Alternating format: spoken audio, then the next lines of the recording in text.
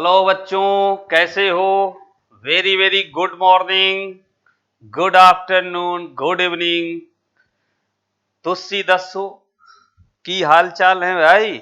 है आज हम लोग बहुत ही बढ़िया कंसेप्ट पढ़ने वाले हैं। आनंद आ रहा है ना? आप सोच रहे होंगे सर आते ही कहते हैं बहुत ही बढ़िया कंसेप्ट पढ़ने वाले हैं। अरे भाई, कंसेप्ट कोई भी बुरा नहीं होता, ठीक है ना? हर कंसेप्ट बढ़िया है, हर कंसेप्ट से क्वेश्चन आते हैं, ठीक है। अब हम लोग इस वीडियो में जो कंसेप्ट पढ़ेंगे वो है determination of order of reaction, यानी ऑर्डर ऑफ रिएक्शन को कैसे डिटरमाइन करेंगे। इसके लिए देखिए कई मेथड्स हैं, कई तरीके हैं, लेकिन उनमें से हम 4 मेथड्स पढ़ेंगे जो इंपॉर्टेंट हैं, जिनसे रिलेटेड क्वेश्चंस आते हैं, ठीक है। तो आइए शुरू करते हैं, कर दिया जाए भाई। लेकिन पहले तो ये जान लो ना कि माई सेल्फ इज के शुक्ला और ये है आपका एवरग्रीन सदाबहार यूट्यूब चैनल केमिस्ट्री विद के शुक्ला। तो भाई वीडियो पसंद आए तो लाइक किया करें, सब्सक्राइब कर लें, शेयर कर दिया करें मित्रों को, जिससे सबका भला हो और मेरा मोटिवेशन बना रहे, ठीक है। तो अब शेयर करना शुरू कर दें, ठीक है। लाइक तो कर ही देंगे, हम जानते हैं, ठीक है, आप बहुत ही ईमानदार हैं, ठीक है भाई। तो आइए शुरू करते हैं। हेडिंग ले लीजिए भाई, कई बार आपको बता चुके हैं कि नोट्स बनाते रहें, नोट्स बहुत जरूरी है, ठीक है। तो देखिए हेडिंग लेते हैं, डिटर्मिनेशन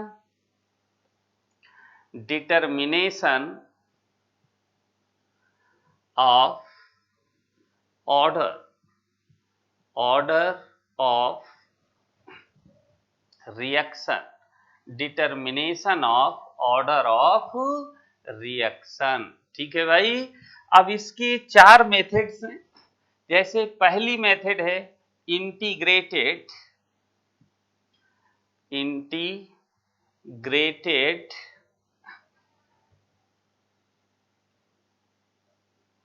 मेथड, या ऐसे भी कह सकते हैं इंटीग्रेटेड रेट लॉ मेथड, ठीक है।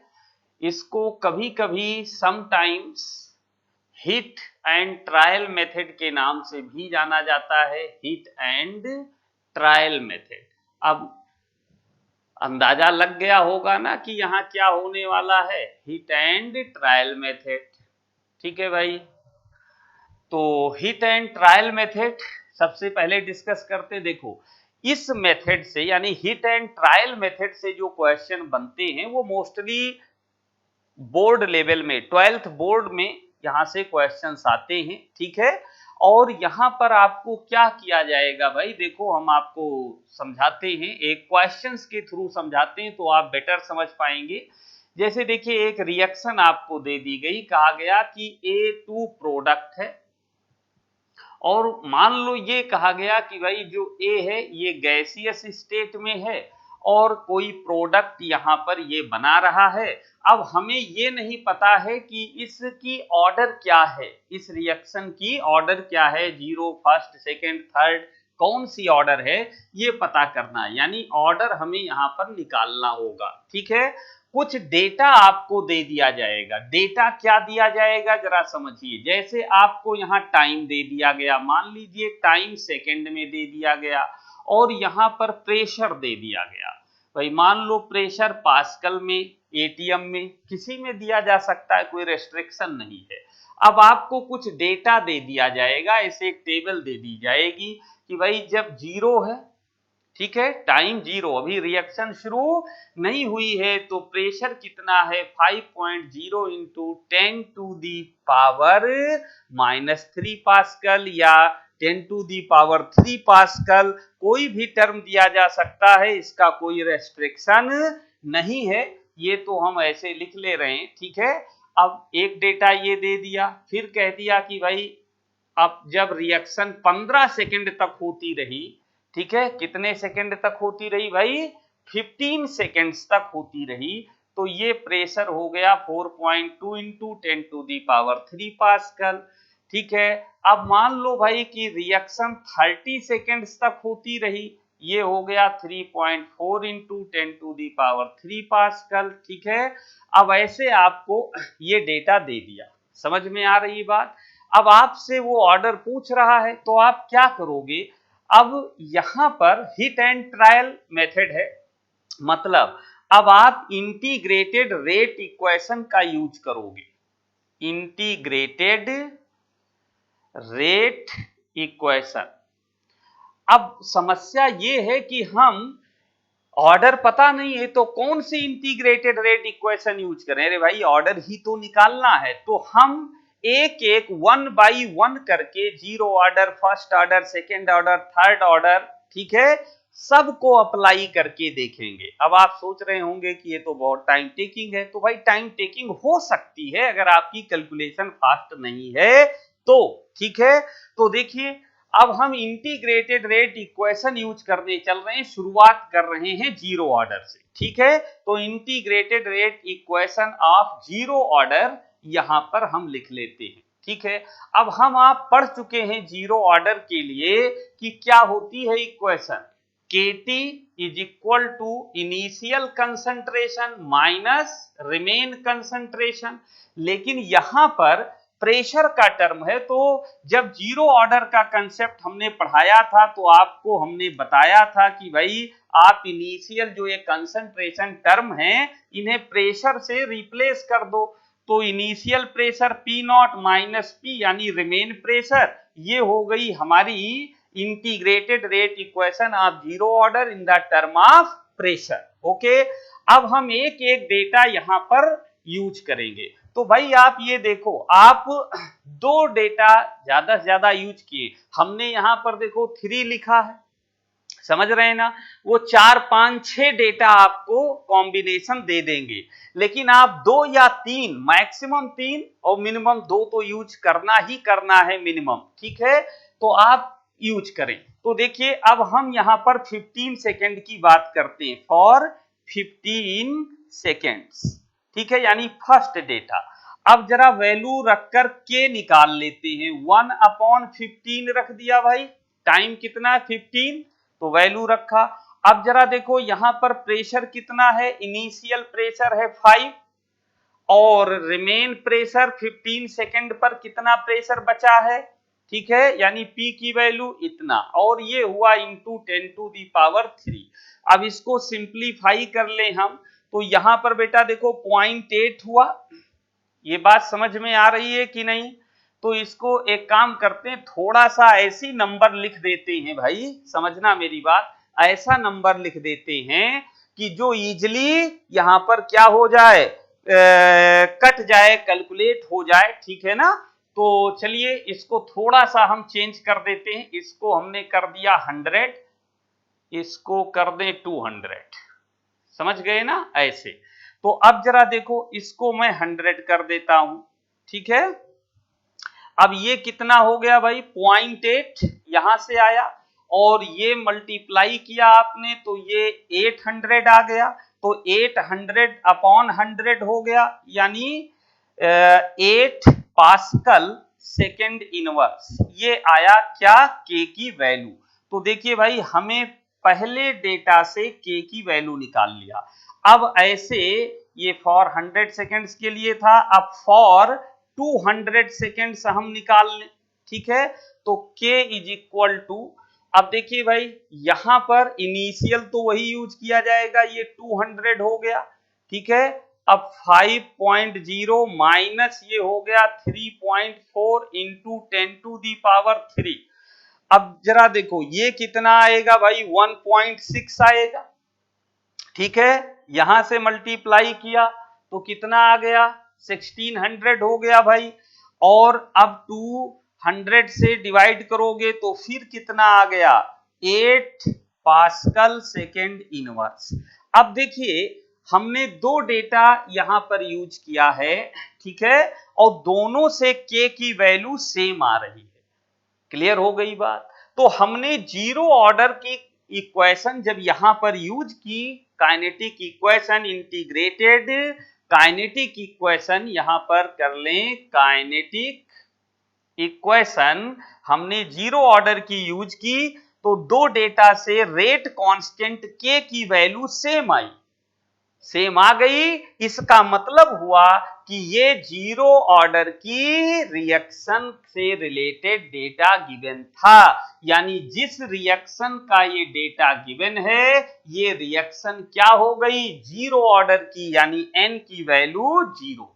तो हम समझ में आ गई भाई, तो आंसर हमारा क्या हो गया, n जीरो। अगर मान लीजिए जीरो ऑर्डर की काइनेटिक इक्वेशन यूज किया था दो डेटा के लिए, दोनों जगह रेट कांस्टेंट k की वैल्यू डिफरेंट आ जाती, इसका मतलब ये जीरो ऑर्डर की नहीं है। तो अब हम यही काम फर्स्ट ऑर्डर की इक्वेशन लिखकर करते, और फर्स्ट ऑर्डर की काइनेटिक इक्वेशन से हम रेट कांस्टेंट k की वैल्यू निकालते। क्लियर हो रही बात। अब अगर वहां पर सेम आ जाता तो फर्स्ट ऑर्डर की रिएक्शन मान ली जाती, अगर वहां भी सेम नहीं आता तो वो फर्स्ट ऑर्डर भी नहीं कंसीडर करेंगे, फिर सेकंड थर्ड इस तरीके से ट्राई करते हैं। तो ये बात समझ में आ गई भाई, कंफर्म हुआ ना, क्लियर हुआ। तो ये जल्दी से नोट कर लें, नोट कर लीजिए, हो गया। तो भाई चलिए एक और क्वेश्चन इस पर हम आपको करा देते हैं, ठीक है, जल्दी से। तो देखो भाई, मान लो हमारे पास एक रिएक्शन हमें और दी गई है, लेकिन हमें ये नहीं बताया गया है वो किस ऑर्डर की है, तो हम एक्चुअली क्या करेंगे, ठीक है। देखो यहां भी आपको डेटा दे दिया जाएगा, जैसे ये दे दिया गया भाई, यही मान लेते A2 प्रोडक्ट। अब हमें यहां पर क्या बताना है, ऑर्डर ऑफ रिएक्शन हमें बतानी है। डेटा हमें यहां पर दे दिया गया क्या, टाइम, ठीक है, टाइम, और मान लो परसेंटेज डिसोसिएशन दे दिया गया, या कंजप्शन, कंसंट्रेशन, कुछ भी दिया जा सकता है। जो भी दिया है उसी के अकॉर्डिंग हम डेटा इक्वेशन में फीड कर लेंगे, मैनेज कर लेंगे भाई, समझ रहे हो ना। अब जैसे देखो, मान लो टाइम को हम मिनट में ले लेते हैं, ठीक है। अब यहां पर 15 मिनट पर परसेंटेज डिसोसिएशन 17 दे दिया, ठीक है। मान लो 30 क्या कहते हैं भाई, मिनट पर ये 32 दे दिया, ठीक है। 45 यानी 45 मिनट पर मान लीजिए कि हमें यहां पर डेटा दे दिया गया कितना, 47 ले लें भाई, इस तरीके से दे दिया गया। और अब हमें ऑर्डर निकालना है, ठीक है। तो हम वही हिट एंड ट्रायल का, ठीक है, कंसेप्ट लेंगे। अब मान लीजिए भाई कि हम यहां इंटीग्रेटेड इक्वेशन लिखते हैं, ठीक है। तो from integrated kinetic equation of, चलो फर्स्ट ऑर्डर लेकर ट्राई करते हैं भाई, समझ रहे हैं ना, फर्स्ट ऑर्डर। तो अब फर्स्ट, सेकेंड, थर्ड, कोई भी दो डेटा ले लो, कोई रेस्ट्रिक्शन नहीं है, जितने भी दिए हैं उनमें से मिनिमम दो के लिए कर लिया करो। तो यहां से आप देखो, हमने के लिखा 2.303, ठीक है, बाई 15 मिनट में है। अब ये लॉग बेस 10 पर इनिशियल कंसंट्रेशन, अब देखो परसेंटेज डिसोसिएशन दिया है, इसका मतलब इनिशियल हम 100 ले लें, यानी अगर 100 मोल इनिशियल था तो 100 में से 17 मोल डिसोसिएट हुआ कितने मिनट में, 15 मिनट में। तो इनिशियल यहां पर हमने 100 ले लिया भाई, ठीक है। तो रिमेन कितना हुआ, 100 माइनस 17, ये रख दिया। ये बात समझ में आ गई, ठीक है। अब इसको सॉल्व कर लीजिए। अगर हम इसको सॉल्व करते हैं और सॉल्व करने पर मान लीजिए k की value 1.2 into 10 to the power -2 minute inverse आ जाती है। अब मिनट इनवर्स क्यों लिखा, क्योंकि हमने फर्स्ट ऑर्डर की काइनेटिक इक्वेशन लिखी है, और इसके लिए रेट कांस्टेंट क्या होता है, टाइम इनवर्स, पढ़ा चुके हैं, रेट लॉ में यूनिट निकालने का तरीका बता चुके हैं, ठीक है भाई। ये के की वैल्यू आ गई, ओके। अब मान लो हम दूसरा डेटा लेते हैं 2.303 डिवाइडेड बाई 30 ले लिया, लॉग बेस 10 पर इनिशियल 100 हो गई, डिवाइडेड बाई देखो 100 माइनस 32 कर दिया। अब इसको सॉल्व करते हैं, ठीक है, और अगर सॉल्व करने पर ये value 1.2 into 10 to the power minus 2 minute inverse आ जाती है। देखो एक बात का ध्यान रखना, ये जरूरी नहीं है कि बिल्कुल एग्जैक्ट आए, एक्सपोनेंशियल टर्म सेम होगा, यहां थोड़ा बहुत, यानी हम ऐसे कह दें ऑलमोस्ट सेम या एग्जैक्टली सेम आ जाएं, ठीक है, तो जब हम इन्हें कैलकुलेट करेंगे तो देखिए ये वैल्यूज हमें मिल रही है, यानी दो डेटा का हमने यूज किया, दोनों डेटा से हमें रेट कांस्टेंट की वैल्यू क्या मिल रही है भाई, सेम मिल रही है। इसका मतलब ये हुआ कि ये फर्स्ट ऑर्डर की रिएक्शन है, यानी यहां पर ऑर्डर ऑफ रिएक्शन कितनी हो गई, 1, ये हो गया हमारा आंसर। अब अगर हमने फर्स्ट ऑर्डर यूज किया था और फर्स्ट ऑर्डर यूज करने पर, ठीक है भाई, ये सेम नहीं आते, इसका मतलब के की वैल्यू सेम या ऑलमोस्ट सेम नहीं आती, इसका मतलब ये फर्स्ट ऑर्डर की नहीं थी। फिर हम zero order, second order, third order की काइनेटिक इक्वेशन लेकर सॉल्व करते, जहां पर हमें, जिस केस में हमें रेट कांस्टेंट की वैल्यू 2 आर मोर डेटा के लिए एग्जैक्टली आर ऑलमोस्ट सेम आती, वो हमारा वहीं से हमें ऑर्डर मिलता। क्लियर हो गई बात भाई, ठीक है, तो ये थी कौन सी मेथड, इंटीग्रेटेड। तो अब हम लोग एक दूसरी मेथड पढ़ते हैं भाई, ठीक है, ग्राफिकल मेथड, और देखते हैं कि ग्राफिकल मेथड में क्या होता है, ठीक है। तो दूसरी मेथड लेते हैं graphical method, graphical method, clear. अब ग्राफिकल मेथड में पहले ले लेते हैं by kinetic equation, by kinetic equation, अरे वही इंटीग्रेटेड। क्लियर हो रही बात भाई। अब इसमें देखो, फॉर जीरो ऑर्डर की बात करें, फॉर जीरो ऑर्डर, तो जीरो ऑर्डर के लिए काइनेटिक इक्वेशन आपने क्या पढ़ी है भाई, KT is equal to initial concentration minus remain concentration, यही तो पढ़ा है ना भाई, समझ में बात आ रही। अब जरा इसको हम चेंज कर लें, देखिए ऐसे लिख लें, तो इनिशियल माइनस KT हो गया, K इंटू टी। अब यहां पर अगर हम इसे y एक्सिस पे लें, t को x पर लें, ऑलरेडी रिलेशन बता चुके हैं, तो माइनस के m यानी स्लोप हो गया, और a नॉट ये इंटरसेप्ट हो गया। रिलेशन कैसा बनेगा भाई, देखिए t और ये हो गया रिमेन कंसंट्रेशन, तो नेगेटिव स्लोप है, रिलेशन कुछ इस तरीके से हमारा बनेगा, ये हो गया a नॉट इंटरसेप्ट, और स्लोप यहां पर यानी tan थीटा क्या हुआ भाई, माइनस के। अब सबसे बड़ी चीज क्या है, हम कह सकते हैं कि जीरो ऑर्डर के लिए जो रिलेशन है, देखिए किसका रिलेशन, ए रिमेन कंसंट्रेशन अगेंस्ट टाइम का जो रिलेशन है, ये कैसा है, लीनियर है।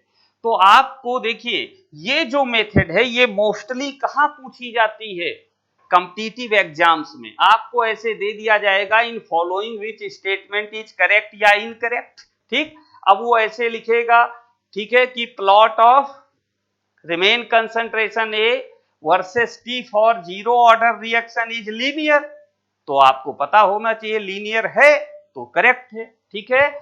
अब इसी तरीके से देखो भाई, दूसरा अगर हम लें फॉर फर्स्ट ऑर्डर, जल्दी से समझ लो इसको, फर्स्ट ऑर्डर रिएक्शन, तो फर्स्ट ऑर्डर रिएक्शन के लिए आपने क्या पढ़ा है भाई, देखो आपने पढ़ा है यहां पर बेस 10 के टर्म में लिख दे रहा हूं, ठीक है, लॉग बेस 10 पर remain concentration is equal to log base 10 पर क्या है भाई, इनिशियल कंसंट्रेशन, ठीक है, माइनस के टी। बोलो भाई यही रिलेशन है या कुछ और है, कितने लोगों को याद आया? जल्दी से बताइए। क्लियर हो गई बात कि नहीं भाई? क्लियर हुई। अब जब बेस 10 पर है प्रभु तो यहां पर क्या लिख दें हम? के बाई 2.303 इंटू टी। अब इसको एक्स एक्सिस पर लो तो ये स्लोप एम हो गया, ये इंटरसेप्ट सी है, ये वाई एक्सिस पर है। ठीक, अब यहां पर देखो भाई, डायरेक्ट लिख दूं, रिलेशन तो बनवा ही चुके हैं भाई ना, तो हम ऐसे लिख देते हैं लॉग बेस 10 पर remain concentration versus time T, ये क्या है? लीनियर है। किसके लिए? फर्स्ट ऑर्डर के लिए।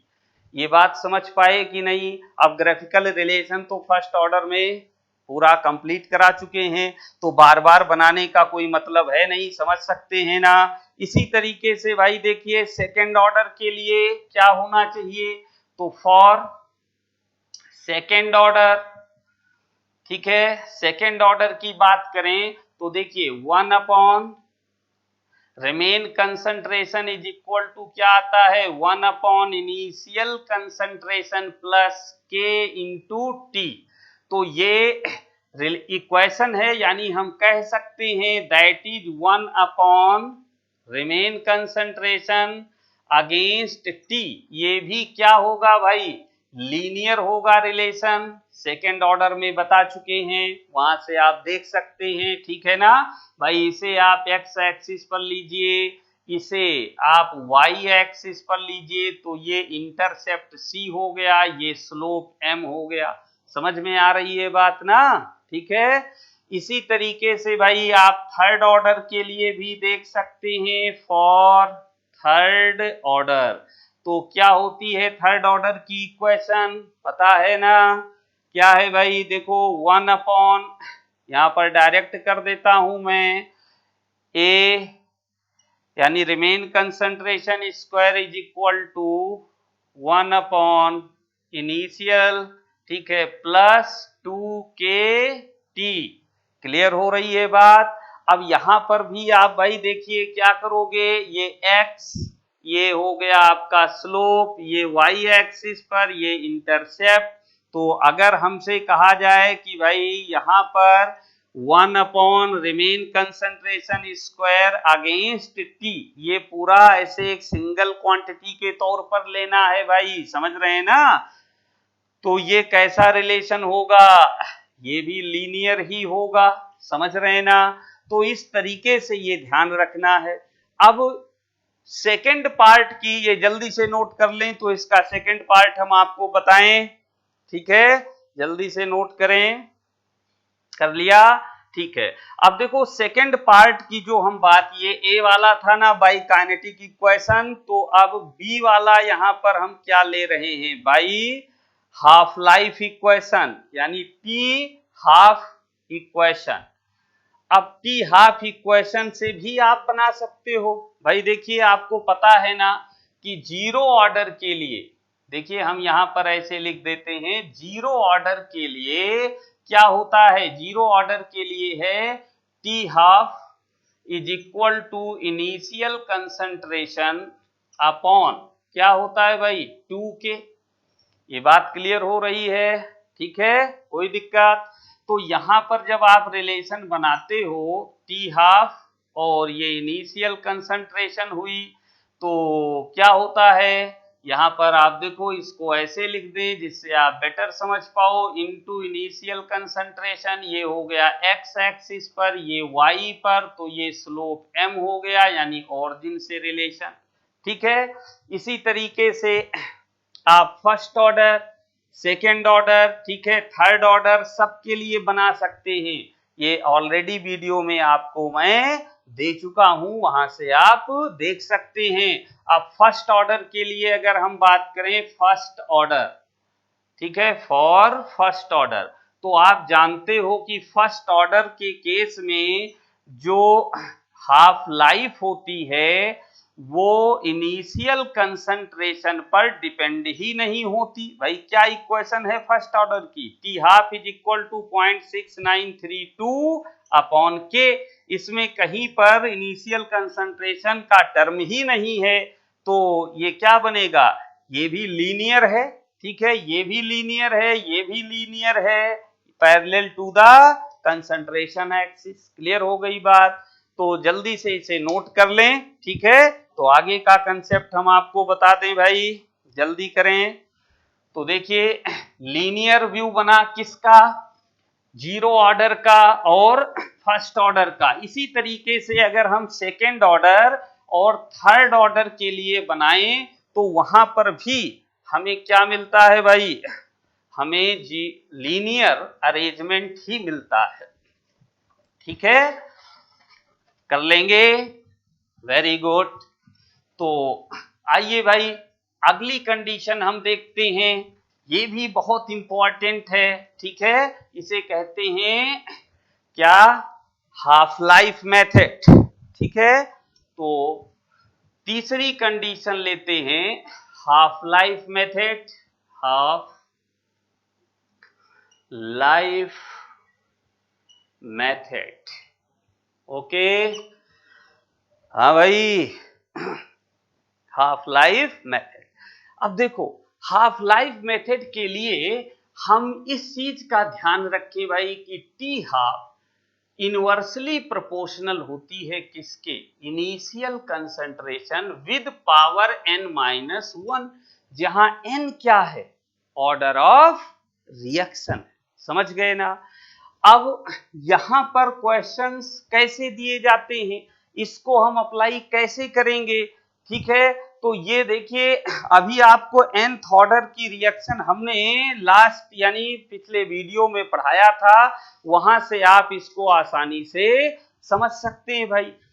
अब इसको हम ऐसे लिख सकते हैं ना, देखो कि T half for a particular reaction, ये 1 अपॉन टी हाफ 2, और ये हो जाएगी आपकी, ठीक है, इनिशियल कंसंट्रेशन A0 2 अपॉन और इनिशियल कंसंट्रेशन A0 1।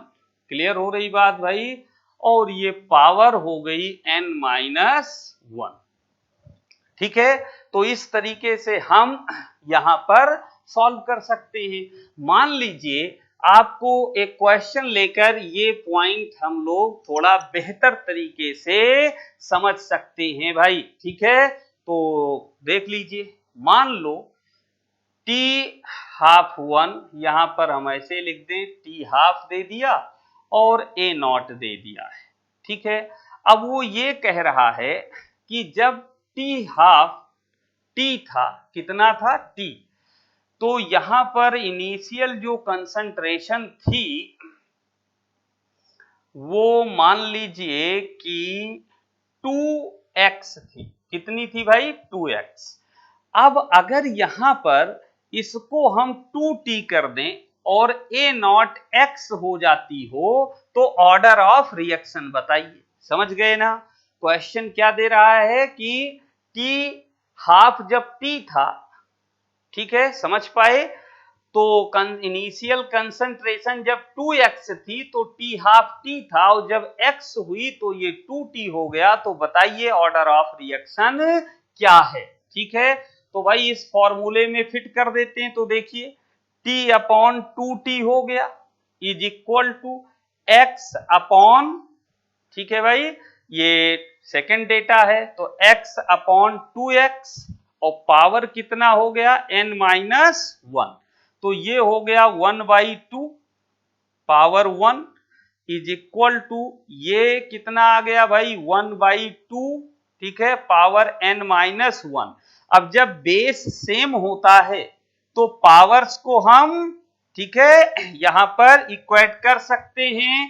तो देखिए, दैट इज क्या लिख सकते हैं? n-1 इज इक्वल टू, कितना आ गया बेटा? 1।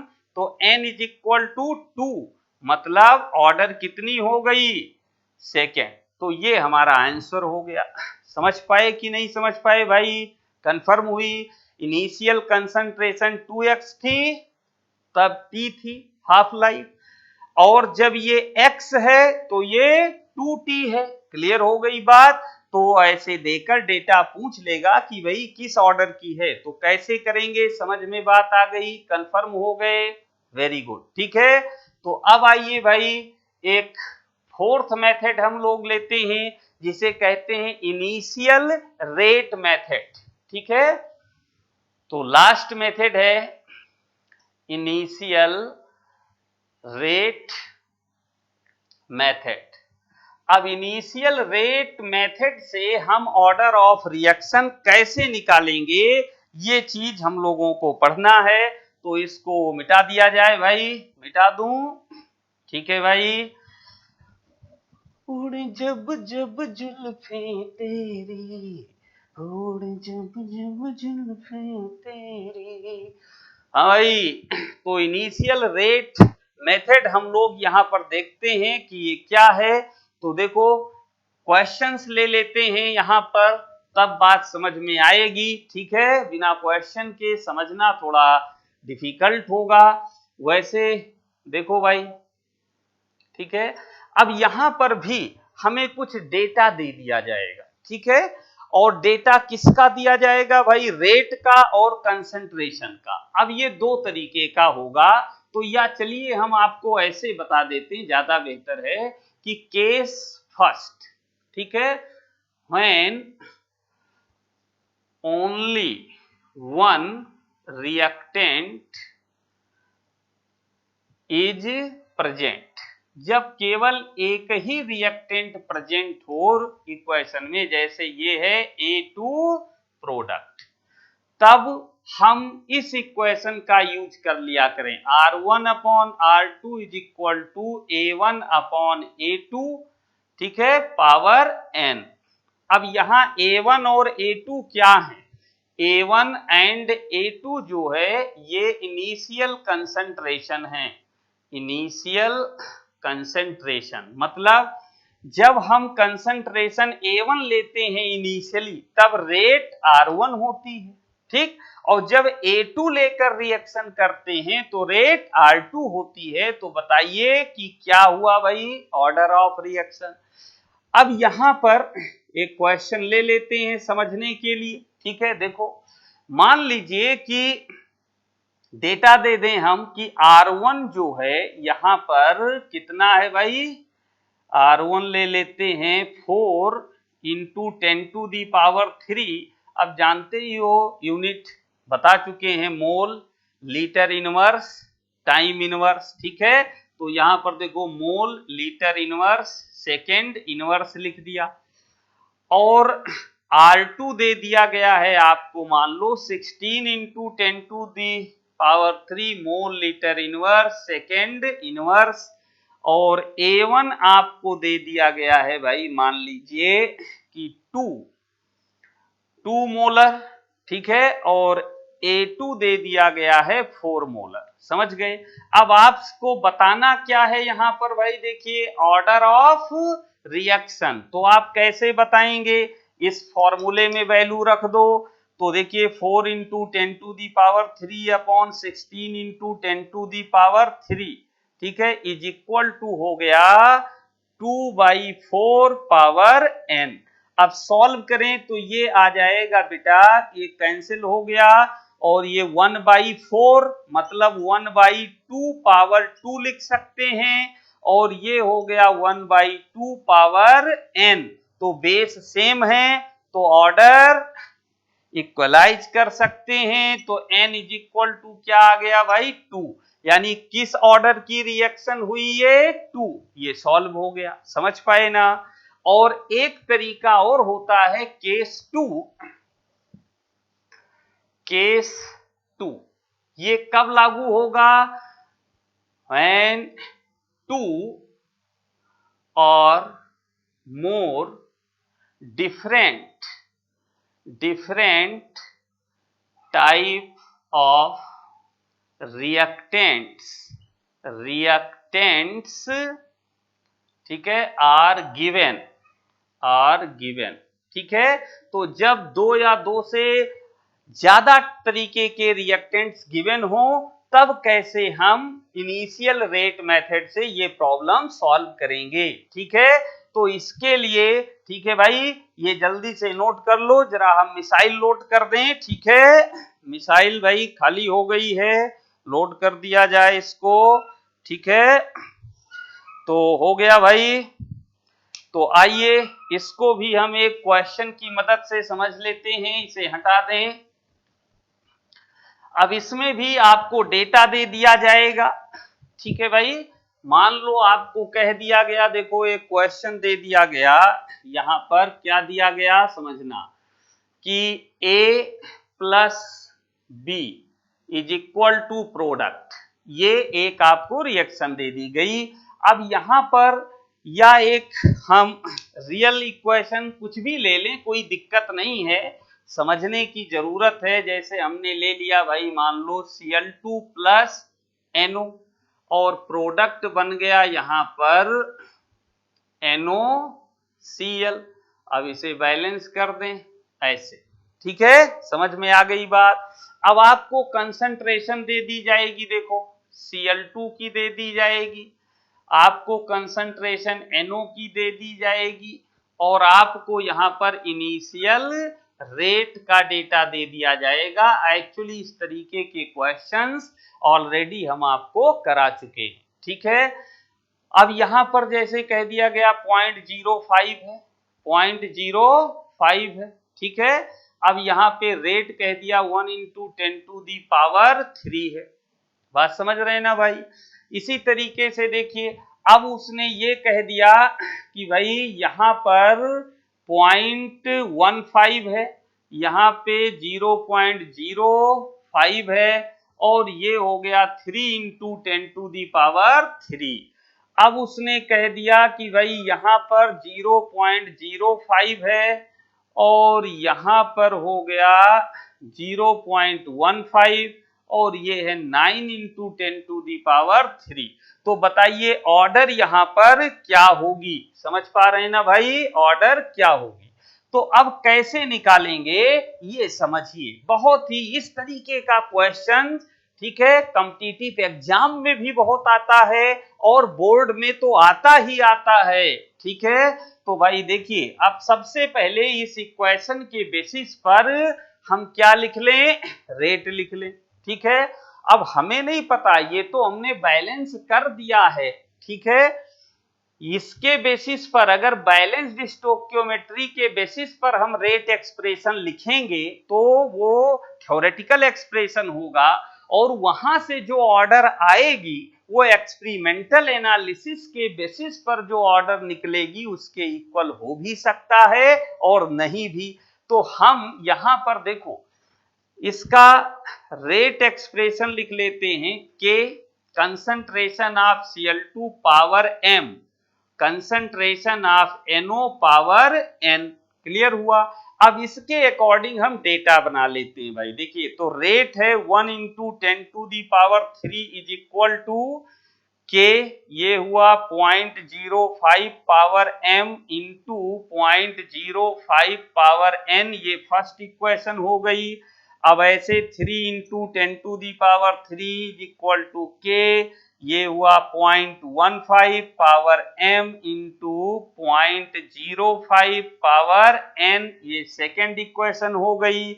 और 9 × 10⁻³ के 0.05 पावर m इंटू 0.15, ठीक है, पावर n, ये थर्ड हो गई।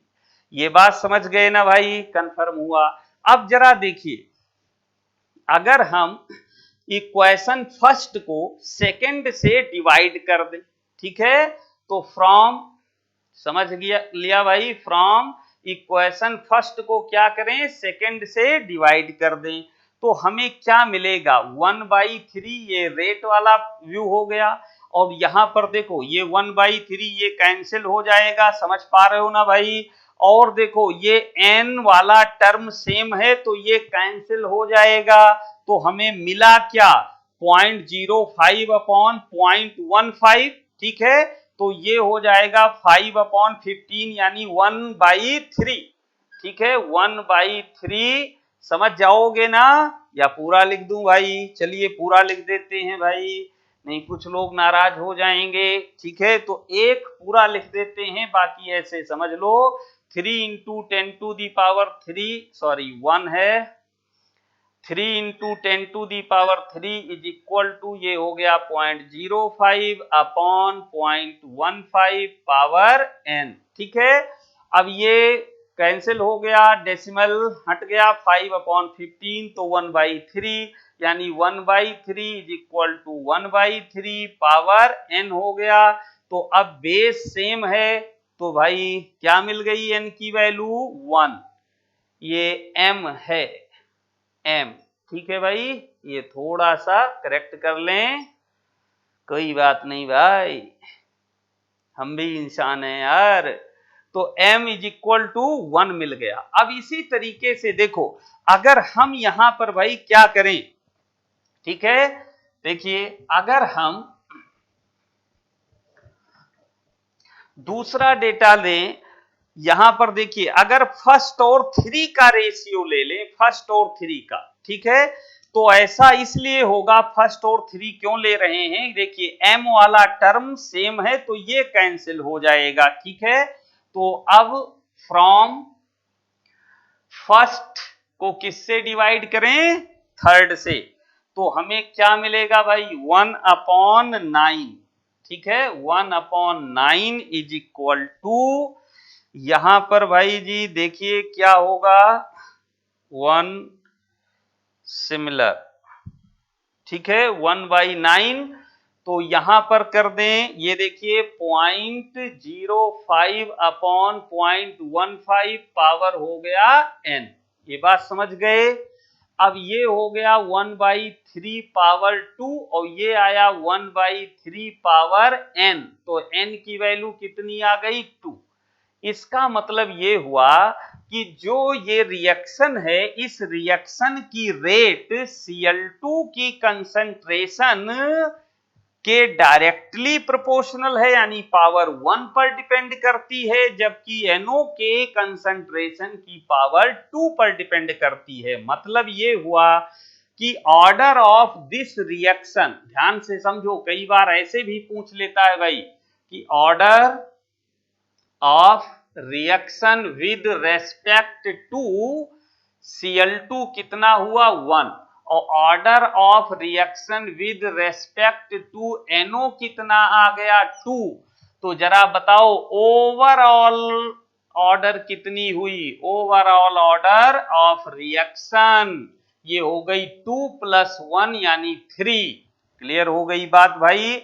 अब हो सकता है कि बोर्ड में आए तो यहीं पर ऑर्डर ना पूछकर वो कहे कि इसका रेट ला एक्सप्रेशन दो, तो जब ऑर्डर हमें मिल गई, अब ये वैल्यू यहां पर पुट कर दें भाई, तो क्या बन जाएगा, देखो रेट इज इक्वल टू के concentration of Cl2 into concentration of NO power 2। ठीक है, तो ये यहां पर क्या मिल गया, रेट लॉ हमें। ठीक है, ये हुआ रेट लॉ। ठीक है, बात समझ में आ गई, कंफर्म हो गए। तो इस तरीके के क्वेश्चंस बनते हैं, पूछे जाते हैं, समझ में आ गया ना भाई, क्लियर हो गया।